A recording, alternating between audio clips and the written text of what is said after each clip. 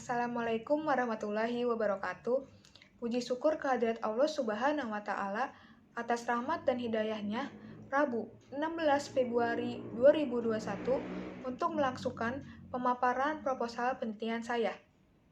Perkenalkan, nama saya Alivia Rehana Ardian, NIM 180-10-25-301. Hari ini, saya akan mempresentasikan hasil proposal saya yang berjudul Pengaruh Model Pembelajaran Learning Cycle melalui aplikasi WhatsApp terhadap prestasi belajar IPS tema berbagai pekerjaan pada siswa kelas 4 SDN Lubang Buaya 04 Pagi, Jakarta Timur.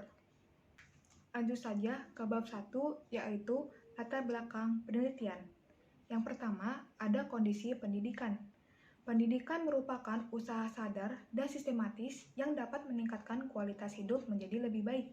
Sederhananya, pendidikan ialah proses pembelajaran bagi peserta didik yang dapat dimengerti, dipahami, dan membuat manusia menjadi lebih kritis. Selanjutnya, pentingnya pendidikan IPS di sekolah. Berdasarkan pengertian menurut Wesley, dapat dipahami bahwa pendidikan IPS di sekolah sangat mementingkan kemampuan pedagogik karakteristik siswa, serta aspek psikologisnya dan tidak hanya aspek kognitifnya aja. Selanjutnya, ada minimnya model pembelajaran learning cycle di sekolah. Karena sekarang ada COVID-19, lagi masa pandemi, model pembelajaran learning cycle sangat minim diimplementasikan di sekolah. Sehingga learning cycle itu sangat penting dan merupakan pembelajaran yang memberikan kemudahan untuk menguasai kompetensi yang harus dicapai pada si siswa tersebut. Selanjutnya ada menggunakan model pembelajaran learning cycle melalui aplikasi WhatsApp. WhatsApp ini dapat digunakan sebagai media komunikasi lebih dari satu pihak. Lalu salah satunya ialah aktivitas komunikasi melalui grup WhatsApp. Hal ini dikarenakan dengan menggunakan fasilitas grup yang disediakan oleh aplikasi WhatsApp, interaksi dapat terjadi antara lebih dari dua pihak, sehingga dapat membentuk sebuah diskusi yang dapat dimanfaatkan oleh berbagai pihak, yakni SDN Lubang Buaya 04 Pagi. Berdasarkan latar belakang yang saya sampaikan tadi, maka rumusan masalah yang saya angkat pada laporan saya kali ini ialah bagaimana penggunaan model pembelajaran learning cycle melalui aplikasi WhatsApp terhadap prestasi belajar IPS tema berbagai pekerjaan pada siswa kelas 4 SDN Lubang Buaya 04 Pagi. Selanjutnya, apa saja kelebihan dan kekurangan pembelajaran learning cycle melalui aplikasi WhatsApp terhadap prestasi belajar IPS pada siswa kelas 4 SDN Lubang Buaya 04 Pagi. Di sini ada penelitian terdahulu. Penelitian terdahulu saya terdiri dari satu penelitian dari Fitri Puspitasari yang berjudul Pengaruh Model Learning Cycle 5E terhadap hasil belajar IPA siswa kelas 4 SDN 03 Kapahiang, di mana penelitian tersebut berkaitan dengan model pembelajaran learning cycle. Untuk kerangkanya, saya menggunakan model pembelajaran learning cycle dalam pembelajaran konten IPS tema berbagai pekerjaan. Ya, berikutnya ada kajian teori saya. Masuk ke bab 3, metode penelitian. Pendekatan saya yang saya gunakan ialah kuantitatif dengan metode kuasi eksperimen. Kemudian, populasi yang saya gunakan ialah seluruh siswa kelas 4 sejumlah 60 siswa, di mana kelas ini dibagi dua, yang terdiri dari 4A 30 siswa dan 4B 30 siswa. Nah, untuk sampelnya, saya gunakan sampel jenuh, artinya seluruh anggota populasi digunakan sebagai sampel penelitian. Untuk teknik pengambilan sampelnya, karena jumlah populasinya tidak lebih besar dari 100 orang, maka saya mengambil jumlah populasi sebanyak 60 orang responden. Lalu untuk teknik pengumpulan datanya, saya menggunakan instrumen tes prestasi belajar IPS dan observasi. Untuk teknik analisis datanya, Saya menggunakan uji validitas dan uji reliabilitas. Selanjutnya kita masuk ke pembahasan. Yang pertama, ada hakikat belajar. Kegiatan belajar juga dimaknai sebagai interaksi individu dengan lingkungannya. Lingkungan dalam hal ini adalah objek-objek lain yang memungkinkan individu memperoleh pengalaman-pengalaman atau pengetahuan, baik pengalaman atau pengetahuan baru maupun sesuatu yang pernah diperoleh atau ditemukan sebelumnya. Tetapi, menimbulkan perhatian kembali bagi individu tersebut sehingga memungkinkan terjadinya interaksi. Di sini ada prestasi belajar. Prestasi belajar adalah penguasaan pengetahuan, keterampilan terhadap mata pelajaran dengan dibuktikan melalui tes. Prestasi belajar merupakan hasil maksimum yang dapat dicapai akibat kemampuan dalam diri seseorang untuk melakukan belajar baik berupa angka, huruf, serta tindakan yang mencerminkan hasil belajar yang dicapai dalam periode tertentu. Itu kata Azwar.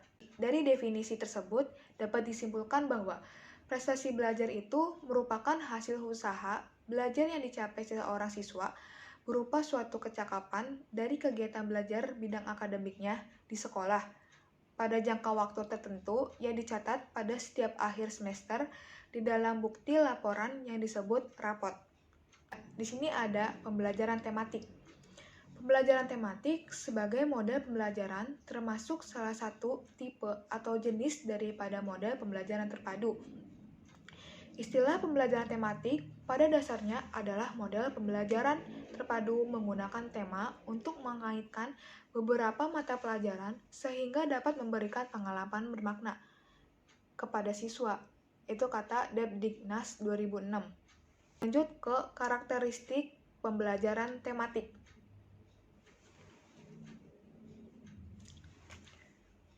Yang pertama, ada berpusat pada siswa. Berpusat pada siswa, atau bisa dibilang student center, ini bilang hal ini sesuai dengan pendekatan belajar modern yang lebih banyak menempatkan siswa sebagai subjek belajar, sedangkan gurunya lebih banyak berperan sebagai fasilitator, yaitu memberikan kemudahan kepada siswa untuk melakukan aktivitas belajar.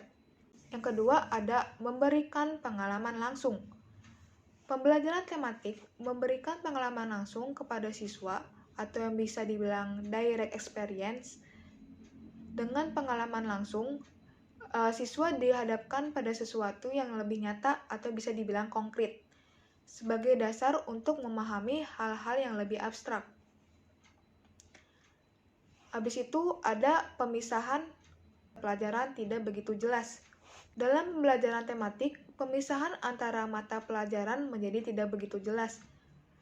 Fokus pembelajaran diarahkan kepada pembahasan tema-tema yang paling dekat berkaitan dengan kehidupan siswa.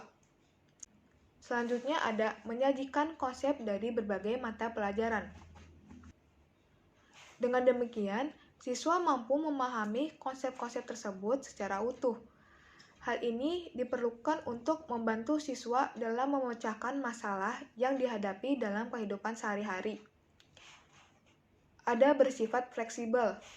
Nah, bersifat fleksibel ini di mana guru dapat mengaitkan bahan ajar dari satu mata pelajaran dengan mata pelajaran yang lainnya. Bahkan, mengaitkannya dengan kehidupan siswa dan keadaan lingkungan di mana sekolah dan siswa berada. Yang terakhir ada menggunakan prinsip belajar sambil bermain dan menyenangkan. Pembelajaran tematik mengadopsi prinsip belajar pakem, yaitu pembelajaran aktif, kreatif, efektif, dan menyenangkan. Kemudian ada ilmu pengetahuan sosial atau bisa dibilang IPS. Ilmu sosial itu adalah bidang studi yang mempelajari, menelaah, menganalisis gejala dan masalah sosial di masyarakat dengan meninjau dari berbagai aspek kehidupan atau suatu perpaduan. Isaac S.U. 2005. Jadi, IPS itu adalah merupakan salah satu mata pelajaran yang diberikan di sekolah, mulai dari sekolah dasar sampai sekolah menengah dengan menyajikan materi yang mengkaji seperangkat peristiwa, fakta, konsep, dan generalisasi yang berkaitan dengan isu-isu sosial yang ada di masyarakat. Nah, selanjutnya ada aplikasi WhatsApp. Menurut Fauzi, WhatsApp adalah aplikasi media sosial yang dapat melakukan teks, voice chat, foto sending, video sending, dokumen sending, dan location sending. Menurut Jumiyat Moko, di mana aplikasi WhatsApp itu dapat digunakan sebagai media komunikasi lebih dari satu pihak.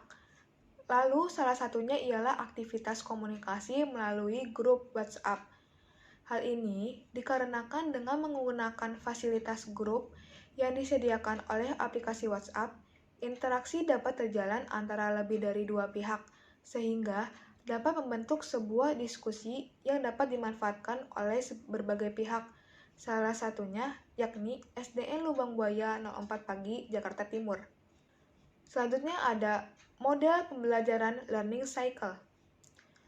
Learning cycle ini adalah suatu model yang berpusat pada siswa. Model ini dia lebih berpusat kepada siswa, sedangkan gurunya itu berperan sebagai fasilitator. Dengan demikian, bahwa pembelajaran learning cycle adalah salah satu model yang memberikan kesempatan kepada siswa untuk mengoptimalkan cara belajarnya dan mengembangkan daya nalarnya. Nah, di sini ada langkah-langkah model pembelajaran learning cycle. Bisa kita lihat, tahap model pembelajaran learning cycle yang pertama itu adalah tahap engagement. Tahap engagement ini bisa dibilang adalah tahap perlibatan. Dalam tahap ini, minat dan keingintahuan siswa tentang topik yang akan dibahas berusaha dibangkitkan. Pada tahap ini juga, siswa diajak untuk memprediksi tentang fenomena yang dipelajari dan dibuktikan dalam tahap eksplorasi. Nah, di tahap eksplorasi ini, dibentuk kelompok-kelompok kecil antara 3-6 siswa, kemudian diberi kesempatan untuk bekerja sama dalam kelompok kecil tanpa pembelajaran langsung dari gurunya. Yang ketiga itu ada hasil explanation. Hasil explanation ini atau bisa dibilang hasil penjelasan. Nah, hasil penjelasan ini siswa mempresentasikan hasil eksplorasinya dalam diskusi kelas. Kemudian ada tahap elaborasi atau bisa dibilang tahap penggalian, di mana siswa ini terlibat dalam diskusi dan akan timbul hal-hal yang baru yang terkait dengan materi pelajaran yang menjadi target pembelajarannya. Selanjutnya, nanti akan dikembangkan dalam diskusi kelasnya. Nah, di dalam diskusi ini mungkin akan terjadi perbedaan pendapat antara kelompok yang satu dengan yang satu yang lainnya. Nah, perbedaan ini justru akan meningkatkan wawasan dan pemahaman mereka tentang suatu konsep ilmiah serta akan mengembangkan keterampilan berpikir kritis siswa. Yang terakhir ada tahap evaluasi atau tahap penilaian. Nah, di sini guru mengamati pengetahuan atau pemahaman siswa dalam menerapkan konsep barunya dan siswa itu dapat melakukan evaluasi diri dengan mengajukan pertanyaan serta mencari jawaban melalui observasi, bukti, dan penjelasan yang diperoleh sebelumnya. Selain itu juga, model pembelajaran learning cycle memiliki kelebihan, yakni siswa tergugah untuk mengikat kembali terhadap materi pelajaran yang telah mereka pelajari sebelumnya. Yang kedua, ada kemampuan berpikir tingkat tinggi atau bisa dibilang berpikir kreatif. Siswa akan terakomodasi dalam proses pembelajaran. Nah, dilihat dari dimensi guru model siklus belajarnya, dapat memperluas wawasan dan meningkatkan kreativitas guru dalam merancang kegiatan pelajarannya. Jadi bukan hanya siswa aja yang meningkatkan kreativitasnya, tetapi guru juga harus ditingkatkan lagi kreativitasnya. Selanjutnya ada meningkatkan motivasi belajar karena siswa dilibatkan secara aktif dalam proses pembelajaran, membantu mengembangkan sikap ilmiah siswa. Yang terakhir, ada pembelajaran menjadi lebih bermakna. Selain memiliki kelebihan pada model pembelajaran learning cycle, model pembelajaran learning cycle juga memiliki kelemahan, yaitu efektivitas pembelajaran rendah jika guru kurang menguasai materinya dan langkah-langkah pembelajarannya. Jadi, bukan cuma materinya aja, tetapi rendah dalam langkah-langkah pembelajarannya juga. Yang kedua, menuntut kesungguhan dan kreativitas guru dalam merancang dan melaksanakan proses pembelajarannya. Yang ketiga, memerlukan pengelolaan kelas yang lebih terancana dan terorganisasi.